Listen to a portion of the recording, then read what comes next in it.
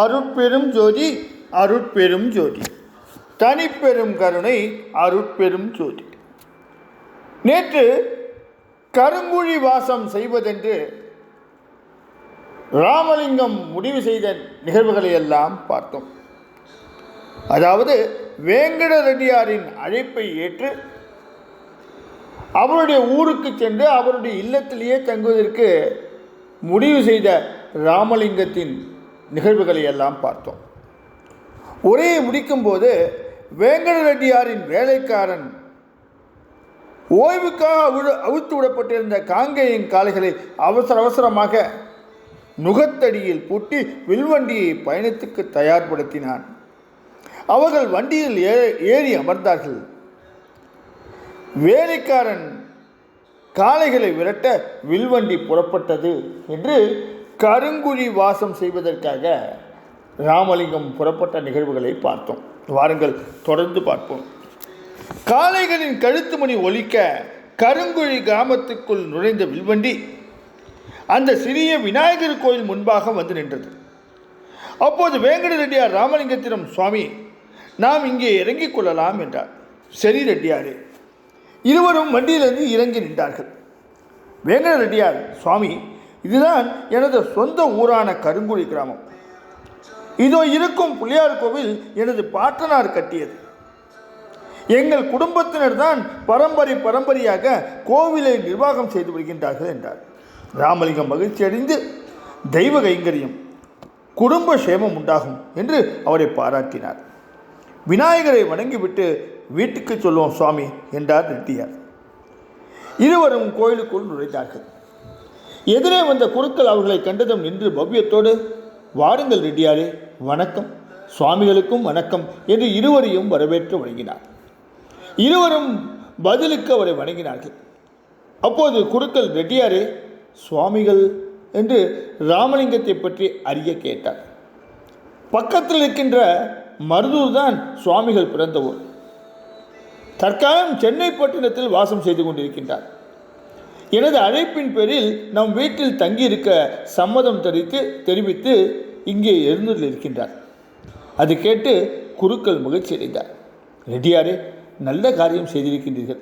சுவாமிகளை பற்றி இன்னும் கொஞ்சம் மேலும் அவர் விவரம் தெரிந்து கொள்ள ஆசைப்பட்டார். வேங்கட ரெட்டியார் குருக்களை நெருங்கி மெல்ல அவர் காதில், சுவாமிகள் பெரிய ஞானி, அருட்கவி, கடவுள் மேல் நிறைய பாடல்களை பாடியிருக்கின்றார். இவர் பெயர் ராமலிங்க சுவாமி என்று மக்கள் எல்லோரும் அழைக்கின்றார்கள் என்றார். இப்போது விலகிவிட்டது. சுவாமிகளை பற்றி நானும் நிறைய கேள்விப்பட்டிருக்கின்றேன். சிதம்பர தரிசனத்துக்கு போன இடத்தில் சுவாமிகளை சந்தித்து அழைத்து வருகின்றீர்களா என்று மேலும் மகிழ்ச்சியோடு கேட்டார் குருக்கள். ஆமாம் குருக்கள் ஐயா, சுவாமிகள் நம்மிடத்தில் வந்து தங்கியிருப்பது என்பது நமக்கெல்லாம் பெரும் பாக்கியம் என்று பெருமிதப்பட்ட குருக்கள், ரெட்டியாரே, சுவாமிகளை அழைத்து வாருங்கள், விநாயகர் பெருமானை சேவிக்கலாம் என்று அவர்களை அழைத்துவிட்டு கருவறைக்குள் சென்றார். வேங்கட ரெட்டியார் ராமலிங்கத்தை பார்த்தார். சுவாமி, நல்லது, பெருமானை சேவிக்க செல்வோம். இருவரும் சன்னதி முன் போய் நின்றார்கள். குருக்கள் விநாயகர் பெருமானுக்கு மணி ஒலித்து அர்ச்சனை செய்து கற்பூர தீபம் காட்டினார். ராமலிங்கம் முழுமுதற் கடவுளை கண்டு நெக்குருகினார். உளம் மகிழ்ந்தார். இறைவா, கணநாதா, சித்தி விநாயகா, வினை தீர்க்கும் எம்பெருமானே, அருள்வாய் அருள்வாய் என்று போற்றி துதித்து அருள் வேண்டி வேங்குழல் வெக்கும் குரலில் வியக்க பாடினார். நாவினால் உனை நாள்தோறும் பாடுவார், நாடுவார் தமை நன்னிப்பு கிழவும், ஓவிலாதுனை பாடவும் துன்பலாம், ஓடவும் மகிழ் ஓங்கவும் செய்குவாய். இவ்வாறு ராமலிங்கம் 10 பாடல்களை கொண்ட கணேச திரு அருள் மாலை திருப்பதிகத்தை பாடினார். அவற்றை கேட்ட வேங்கட ரெட்டியாரும் குருக்களும் மிகவும் மகிழ்ச்சி அடைந்தார்கள். குருக்கள், சுவாமி, அருமை அருமை, எங்கள் பிள்ளையார் மீது அருட்பாடல்களை பாடி அருளினீர்கள். மகிழ்ச்சி சுவாமி, மகிழ்ச்சி என்று ராமலிங்கத்தை பாராட்டி சந்தோஷமடைந்தார். அப்போது வேங்கட ரெட்டியார், சரி குருக்களையா, நாங்கள் புறப்படுகின்றோம் என்றார். செய்யுங்கள் ரெட்டியாரே. குருக்கள் அவர்களுக்கு விடை கொடுத்தார். ரெட்டியார் ராமலிங்கத்திடம், சுவாமி, என் வீடு நடை தூரத்தில் தான் இருக்கின்றது என்றார். அப்படியானால் நடந்தே செல்வோம் என்றார் ராமலிங்கம். சரி சுவாமி, வாருங்கள் போவோம் என்ற வேங்கட ரெட்டியார் ராமலிங்கத்தை அழைத்து கொண்டு வீட்டுக்கு புறப்பட்டார். வேங்கட ரெட்டியார் ராமலிங்கத்தை அழைத்து கொண்டு வீட்டுக்கு வந்தார். வாசற்படி ஏறும்போதே முத்தியாலு முத்தியாலு என்று மனைவியை அழைத்தார். வீட்டுக்கு பின்புற புழக்கடையிலிருந்து முத்தியாலு கணவரின் அழைப்பு குரல் கேட்டு, இதோ வந்துவிட்டேன் பாவா என்றபடி வந்தவள் அவர்களை உள்கூடத்தில் எதிர்கொண்டார். அவரிடம் வேங்கடரெட்டியார் ராமலிங்கத்தை காட்டி, முத்தியாலு, சுவாமிகளை சிதம்பரத்தில் சந்திக்க நேர்ந்தது. நம் வீட்டில் தங்கியிருக்கும்படி விண்ணப்பித்து அழைத்து வந்தேன் என்று மகிழ்ச்சியும் பெருமையும் படரச் சொன்னார். கணவர் கூறியதை கேட்டு முத்தியாலு மகிழ்ச்சி அடைந்தார். உடனே அவள் அனுவலவும் தயக்கமில்லாமல், மிகவும் மகிழ்ச்சி சுவாமிகள் நம் வீட்டில் தங்கியிருக்க சம்மதித்திருப்பது நம் பாக்கியம்.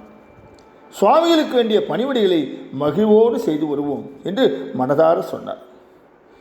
முத்தியாலுவின் பதில் கேட்டதும் ராமலிங்கத்திற்கு இந்த கிரகவாசம் சரியென்று பட்டது. மனமொத்த அந்த தம்பதிகளை கண்குளிர பார்த்தார். ராமலிங்கம் முழு மனதுடன் முத்தியாலுவிடம், நல்லது அமைய என்றவர், உங்கள் இருவரின் பேரன்பிற்கும் நான் பாத்திரமானது ஆடல் வல்லான் அருளே என்று தனக்கு அவர்களின் ஆதரவு கிடைக்க செய்த இறைவனின் கருணைக்கு மகிழ்ந்தார். அப்போது ரெட்டியார், சுவாமி, வாருங்கள், தாங்கள் தங்கப்போகும் அறையை காட்டுகின்றேன் என்று ராமலிங்கத்தை அழைத்து கொண்டு போய் அவருக்கு அந்த அறை கதவை திறந்து காட்டி, சுவாமி, இனி இது தங்களின் அறை. இங்கே தாங்கள் தனியாக தங்கள் விருப்பம் போல இருக்கலாம், அன்பர்களோடு பேசலாம், தியானம் செய்யலாம், பாடல்கள் எழுதலாம். தங்கள் ஏகாந்தத்திற்கு தொந்தரவு ஏதும் இருக்காது. தாங்கள் கூப்பிட்ட குரலுக்கு ஏன் என்று கேட்க உடனே ஆட்கள் இருக்கின்றார்கள். தாங்கள் விரும்புவதை செய்து தருவார்கள் அவர்கள். நானும் எனது குடும்பமும் தங்களுக்கு தொண்டு செய்ய எப்போதும் காத்திருக்கின்றோம் என்றார். நல்லது ரெட்டியாரே என்றார் ராமலிங்கம். பிறகு கூடவே வந்து நின்றிருந்த மனைவியிடம் வேங்கட ரெட்டியார், முத்தியாலு, சீக்கிரம் தூசு துப்பு போக ஒட்டடை அடித்து பெருக்கி தண்ணீர் விட்டு தரையை கழுவி அறையை சுத்தப்படுத்திவிடு. சுவாமிகளின் பூஜைக்கான பொருட்களை கொண்டு வந்து வை. தட்டு மூடிய புதிய மண்பானையில் குளிர்ந்த நீரை கொண்டு வந்து வை. தட்டு மேல் ஒரு தம்ளரும் வைத்துவிடு. சயனிப்பதற்கு புதிய ஜமக்காலமும் இலவம் வஞ்சி தலையினையும் வைத்துவிடு.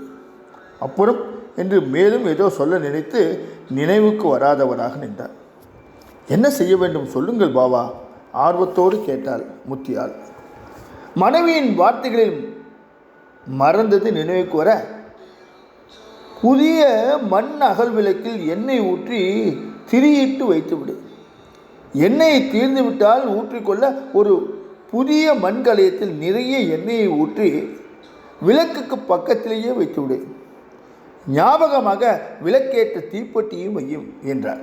சரி பாபா, அப்புறம் சுவாமிகள் தேவையறிந்து மற்றவற்றை நாம் செய்து கொடுக்கலாம். நான் சொன்ன வேலைகளை எல்லாம் சீக்கிரம் செய்துவிட்டு சமையலையும் கையோடு முடித்துவிடு. இப்படி அடுக்கடுக்காக மனைவிக்கு உத்தரவுகளை பிறப்பித்து வந்த வெங்கட ரெட்டியார் ராமலிங்கத்திடம், சுவாமி, இன்னும் ஏதேனும் வேண்டுமா என்று பணிவோடு கேட்டார். அப்புறம் பார்த்து கொள்ளலாம், இப்போதைக்கு இவையே போதும் என்றார் ராமலிங்கம். சரி சுவாமி, நாம் சற்று நேரம் கூடத்தில் அமர்ந்து பேசிக்கொண்டிருப்போம். அதற்குள் என் மனைவி தாங்கள் தங்குவதற்கான வசதிகளை செய்து வைத்து விடுவார். இருவரும் சென்று கூடத்தில் அமர்ந்தார்கள். அதே சமயம் ஒட்டடை குச்சி துடப்பும் சகிதமாக முத்தியாலு ராமலிங்கத்திற்கான அறைக்குள் நுழைந்தார். தொடர்ந்து என்ன நடந்தது நாளைய உரையில் பார்ப்போமா? அருட்பெரும் ஜோதி, அருட்பெரும் ஜோதி, தனிப்பெரும் கருணை, அருட்பெரும் ஜோதி.